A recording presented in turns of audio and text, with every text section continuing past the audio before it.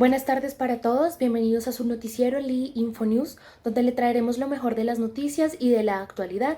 Teniendo en cuenta el confinamiento por la pandemia a nivel mundial, quisimos recopilar información relevante acerca de la escuela en la ruralidad. Y ya que no podemos hablar de escuela sin antes conocer su historia, nuestra corresponsal Natalia Gutiérrez nos informará sobre el proceso de la escuela rural en Villeta, donde conoceremos de esta escuela a través de las palabras de un profesor. Adelante, Natalia, buenas tardes.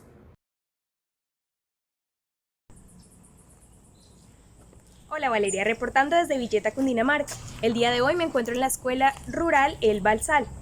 Desde la Constitución Política de Colombia en 1991, en los artículos 64 y 65, hace referencia a la importancia y al deber de ofrecer una educación rural en las distintas regiones de Colombia. Dentro del decreto 1075 del 2015, decreto único y reglamentario del sector de la educación, en la sección 7 establece todo lo relacionado en el modelo de la metodología Nueva Escuela para áreas rurales. Bueno, seguimos hablando de educación rural en Villeta, Cundinamarca, y el día de hoy me encuentro con el profesor Ernesto Díaz Hernández, licenciado en Educación Básica, con énfasis en Ciencias Naturales y Educación Ambiental. Buenas tardes, profesor, ¿cómo se encuentra? Buenas tardes, Natalia, y buenas tardes a todas las personas que están mirando esta entrevista. Yo quisiera que nos contextualizara un poco cómo se trabaja la educación rural acá en Villeta, Cundinamarca. Bueno, la educación rural en estos tiempos modernos termina siendo como la cenicienta, o los niños del campo terminan siendo como la cenicienta de la educación, porque sí, en la Constitución Política se habla de educación rural, se habla también de los derechos del niño, y es más, por ahí como en la década del 70 estuvo aquí en Colombia una comisión alemana implantando aquí en Villeta o aquí en Colombia el modelo educativo de escuela nueva. Esa metodología o ese modelo educativo fue pensado en los niños del campo, en los estudiantes rurales, porque las cartillas, si nos podemos mirar las cartillas que nos trae esa metodología, son con ejemplos del campo, se habla de la finca, y se habla con proyectos, se habla con experimentos, o sea, el niño aprende haciendo, está basada en el constructivismo, pero poco a poco las cartillas se fueron haciendo viejas y aquí en Colombia no volvieron a actualizarla, entonces requieren de una actualización. ¿Qué pasó? Entonces fueron sacando a las escuelas de esta metodología, de esta escuela rural. Hoy por hoy casi no hay escuelas que hablan de educación de escuela nueva o de educación rural de esta manera, porque nosotros pensamos que esto representa una inversión para el gobierno, que debe estar, digamos que editando libros, actualizando libros y enviándolo a las escuelas. Nos hemos quedado así. Las escuelas rurales, en las escuelas falta conectividad, no tenemos conectividad. La gran mayoría de escuelas rurales no hay conectividad, no hay computadores, falta mucho material didáctico y pedagógico, faltan docentes de apoyo, y cuando se trata de escuelas como esta, como la Escuela del Balsal, donde hay estudiantes con discapacidad, falta un docente de apoyo, falta material didáctico y pedagógico. Entonces el docente tiene que agotar herramientas, buscar estrategias para implementarlas en el salón, con tal de garantizarle el derecho a la educación a los estudiantes. Profe, ya sabiendo un poco más sobre eso, quisiera también adentrarnos un poco sobre cómo funciona la Escuela El Balsal actualmente. La Escuela El Balsal es una escuela unitaria, como la gran mayoría de escuelas rurales en Colombia. Es una escuela unitaria que se maneja los 5 grados de preescolar a quinto, los 6 grados de preescolar a quinto, el mismo profesor. Entonces se debe organizar los grupos por grados, y utilizamos a veces la estrategia esa metodología de escuela nueva para apoyarnos un poco. Listo, profe. Bueno, dentro de la siguiente pregunta también quisiera saber cómo trabajan los pilares de educación en la Escuela del Balsal. Estamos basados en una metodología esa, en la escuela nueva, conociendo al estudiante, respetando, digamos que el tiempo de las familias, un buen enfoque educativo que le trate de llevar lo mejor al estudiante y de obtener lo mejor del estudiante, un buen modelo educativo, una evaluación formativa utilizando estrategias diferentes para tratar de garantizarle al niño el aprendizaje. Listo, profe. ¿Cuáles son los proyectos que tiene actualmente la institución? Hay unos, en las escuelas, en todas las instituciones educativas, hay unos proyectos que son obligatorios y hay unos que son los pedagógicos. Aquí tenemos el proyecto de educación afectivo-sexual, hay un proyecto que tenemos de la escuela que se llama la solución pacífica de conflictos y tenemos el proyecto de educación inclusiva. Aquí en la escuela del Balsal tenemos niños con discapacidad intelectual y niños con discapacidad auditiva y tenemos niños con déficit de atención e hiperactividad que los debemos atender. De igual manera, ese proyecto de inclusión aquí es muy bonito porque busca garantizarle a todos los niños por igual el derecho a la educación y el acceso al aprendizaje. Bueno, profe, ya como última pregunta, ¿puede hablarnos sobre la diversidad cultural dentro de la institución?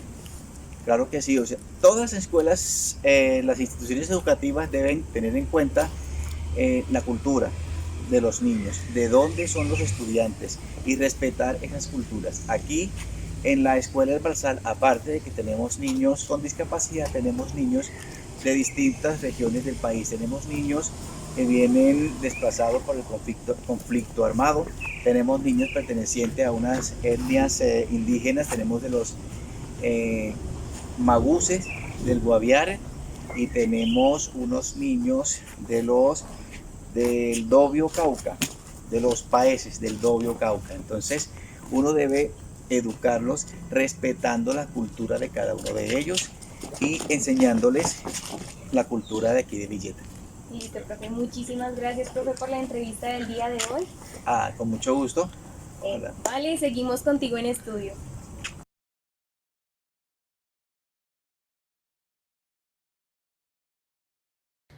Bueno, y ya conocemos un poco más acerca de la escuela rural y sus procesos, proseguiremos ahora a conocer una nota informativa desde las calles del departamento del Tolima, donde nuestra corresponsal Laura González recopilará información diferente acerca de las perspectivas de la educación rural. Adelante, Laura. Hola, buenas tardes. Mi nombre es Laura González, soy docente de formación de la Universidad Pedagógica Nacional. Me voy a realizar unas preguntas acerca sobre los procesos de educación. ¿Por su nombre? Buenas tardes, mi nombre es Carlos Alberto de la Tirque, señorita Laura. ¿Qué edad tienes? 16 años. ¿Y en qué colegio estudiaste? Yo estudié en una Cimatar, ¿Y dónde queda? ¿Carmen Cartolina? que da en Carmen de Colima. Listo. Entonces, ¿cómo crees que es la educación rural? La educación rural, toca uno ser educado, toca uno hacerle caso a las profesoras, a los educadores y ser uno educado con los compañeros. ¿Crees que una persona que acceda a una educación rural pueda llegar a ser un gran profesional? Señorita, Si estuvieras en condición de vulnerabilidad, ¿aceptarías estudiar en una escuela rural? claro. ¿Crees que se dieran ciertos derechos a los estudiantes con educación rural? ¿Como cuáles? Como la educación de salir a uno adelante, como tener uno una arte, proceso. ¿Qué dificultades has tenido en tu proceso de enseñanza? Ustedes que muy poco me ponen cuidado los profesores, pero entonces no soy muy educado para todo. ¿Qué posibilidades tienes para estudiar en la capital, Bogotá? Capacidad todas. ¿Listo? Gracias. Excelente recopilación. Bueno, a continuación nuestra corresponsal Adriana Morales se encuentra en el Colegio Rural Nueva Esperanza, donde se evidencia una situación referente al desplazamiento de los estudiantes del colegio. Adelante, Adriana. Buenas tardes.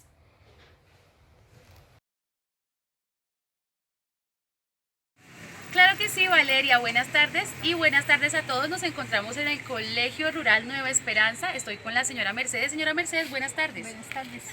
Señora Mercedes, cuénteme por favor usted qué es lo que más le ha gustado de este colegio rural.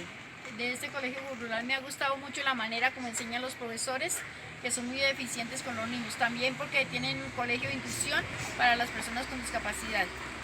Ah, muy bien. Señora Mercedes, cuénteme, mire que yo cuando llegué la vi muy agitada. ¿De qué vereda viene usted o vive cerca de acá?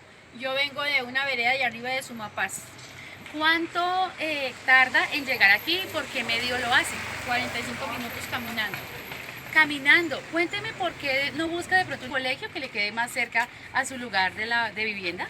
Porque es el único colegio que hay para llevar a los niños a estudiar. Ah, no hay un colegio más en esa zona donde usted vive. No, señora, de hecho me gustaría que por medio de ustedes que vienen aquí a entrevistarnos, que hablaran allá con las autoridades para que hicieran un colegio más cerquita, para que pues, nosotros no breguemos tanto, en especialmente para las personas que tienen discapacidad. Bueno, claro que sí, esperemos a que se haga pronto la adaptación y que para que se creen más colegios que puedan suplir las necesidades educativas de los niños que viven en las veredas y no tienen la posibilidad de encontrar un sitio para poder acceder a la educación. Muchas gracias, señora Mercedes, y gracias a todos, y pues les habló Adriana Morales. Quedan ustedes en estudio. Bien, sabiendo que la escuela rural no es una opción que tienen todos, quisimos indagar acerca de la percepción actual de los estudiantes de escuelas urbanas acerca de la escuela rural. Por lo tanto, nuestra corresponsal enviada, Mónica Hernández, nos tiene preparada una nota muy especial. Adelante, Mónica, con tu información. Claro que sí, Valeria. Aquí estamos con Emanuel Guerrero Hernández. Buenas tardes, Emanuel, ¿cómo estás? Bien, ¿Qué opinas sobre la educación rural?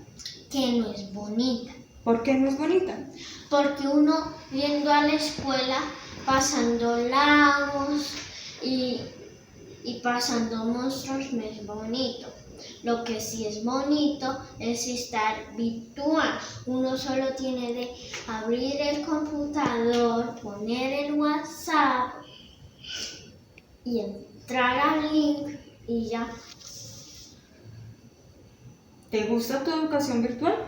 Sí, señora, ¿Y tu colegio queda en el campo o en la ciudad? en la ciudad, ¿Pero qué opinas de la educación rural? que no es bonita. Y de los profesores que están dando clases rural, ¿qué opinas? Que así no se puede.